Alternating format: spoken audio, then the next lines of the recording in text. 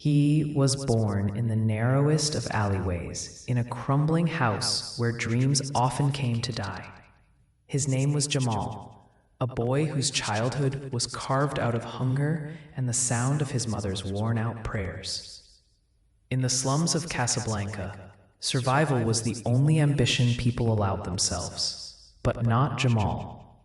Every morning before dawn, he would sneak out to the city center, watching clean-shaven men in suits walk into shining towers while he sold gum near traffic lights. He didn't envy them.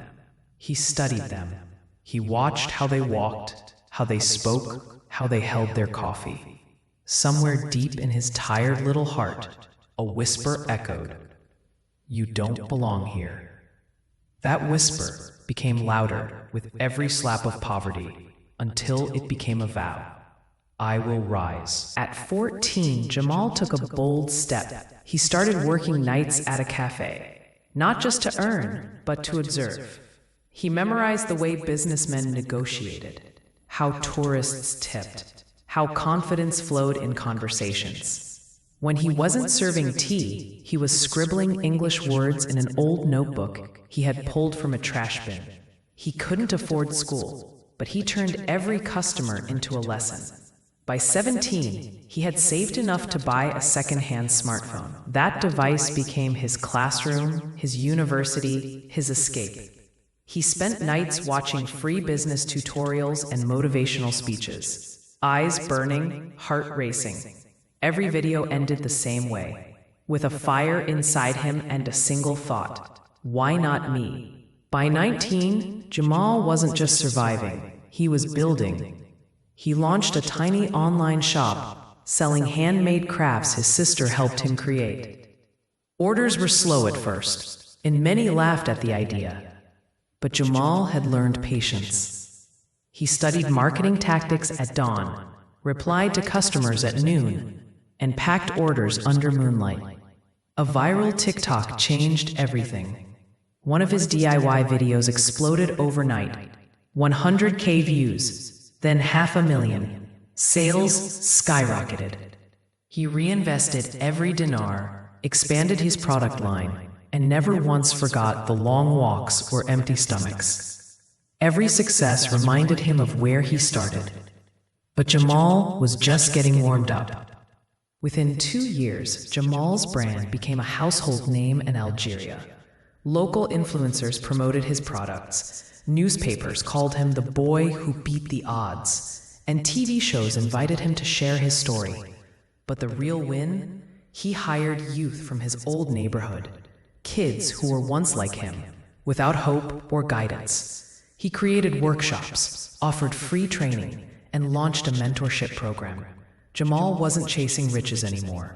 He was building a legacy. His mother, once worried sick, now smiled with pride. He bought her the house she always dreamed of. From a dusty alley to a nationwide brand, Jamal's journey had become a beacon for thousands. But success wasn't without challenges. As Jamal's business grew, so did the competition. Big companies tried to crush his brand by offering cheaper knockoffs and copying his designs. Some of his closest friends turned into rivals, chasing their own versions of fame. Jamal faced lawsuits, supply chain issues, and online smear campaigns. For a moment, it felt like everything he built could collapse. But instead of breaking down, he doubled down. He rebranded, introduced eco-friendly products, and launched a Made with Pride campaign that reminded people of his roots. Sales bounced back. Jamal proved that resilience wasn't just part of his story, it was his brand. As media outlets caught wind of Jamal's comeback, his story went viral. News channels featured him as the shoe king from the streets, and invitations to speak at global entrepreneurship summits started pouring in.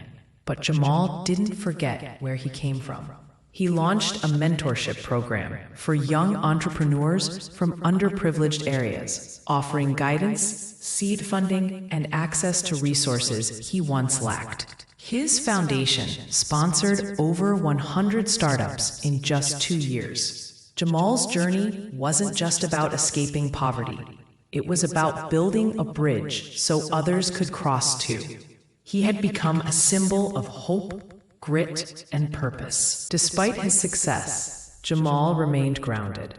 He still visited his old neighborhood every month, not as a businessman, but as a brother, mentor, and friend. Kids who once feared their future now saw possibilities through his eyes.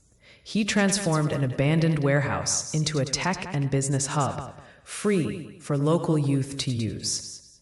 There, dreams were no longer just dreams. They became startups, music, designs, and hope. Jamal's name became synonymous with giving back. And while the world knew him as a mogul, his greatest title remained the one given by his community, the one who returned.